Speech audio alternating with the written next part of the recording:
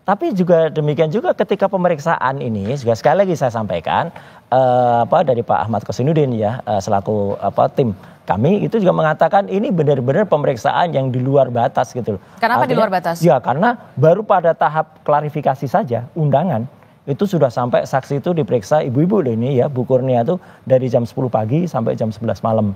Gitu kan, udah kayak sifatnya udah kayak tersangka saja gitu ya gitu kan. Jadi artinya tidak clear, sedangkan yang pelapornya itu Mbak, itu baru melaporkan dan hanya 2 jam kemudian katanya sudah cepat sekali gercep dan belum ada satu saksi pun dari pihak pelapor itu yang diperiksa.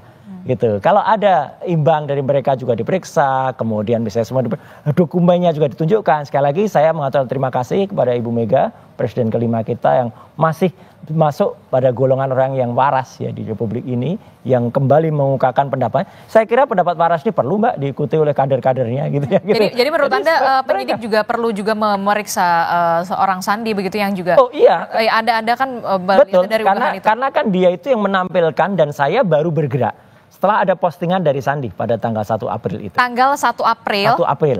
Itu dia posting itu di X. Di X. Di Twitter. Dan kemudian. Waktu itu unggahannya seperti apa? Unggahannya adalah dia mengatakan bahwa biar lebaran Anda tenang gitu ya. Inilah ijazah yang asli, dia bilang gitu. Nah, itulah kemudian kenapa kami dari dasar unggahan itulah kemudian. Ya, karena unggahan itu lebih maju dari fotokopi yang disampaikan oleh Dekan Fakultas Kehutanan, Pak Sigit Sunarta, yang masih berupa fotokopi hitam putih. Ini berwarna. Jadi, kalau ini berwarna ini menarik untuk diteliti. Dari situ kita kemudian. Jadi awalnya Anda meneliti yang dari kehutanan dulu?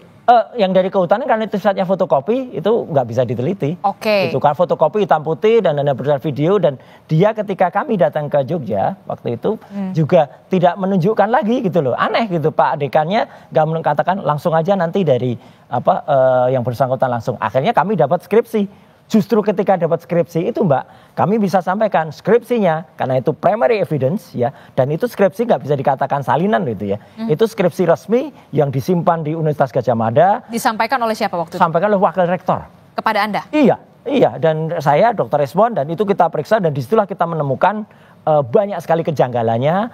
Tidak ada lembar pengesahan, tidak ada nama Kasmujur dan lain sebagainya. Dan satu kesimpulannya Mbak, sepele saja. Tidak ada nama tidak ada nama dosen pembimbingnya, nggak ada. Pak Kasmujur nggak ada. Di lembar?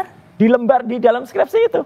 Kan aneh gitu. Yang namanya dosen pembimbing, meskipun itu bukan dosen pembimbing akademik ya. Misalnya ya, meskipun itu dosen pembimbing skripsi, meskipun sekarang ada juga kayaknya ada sinkronisasi. Tadinya dosen pembimbing skripsi loh ya, terus sekarang dikoreksi jadi oke lah. Tapi tidak ada lembar pengujian, dan kesimpulannya kita jelas. Kalau dari sebuah telur yang busuk, anggap aja skripsi ini busuk, tidak mungkin menghasilkan hewan atau ayam yang bagus.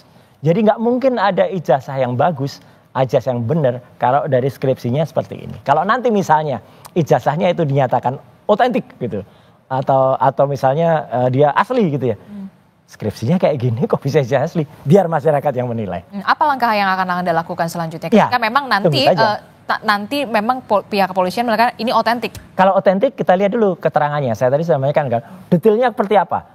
Kalau ternyata polisi juga tidak menampilkan ijazah yang asli menurut itu kan masyarakat juga bisa nilai nanti. Oh asli, sama nggak yang diposting?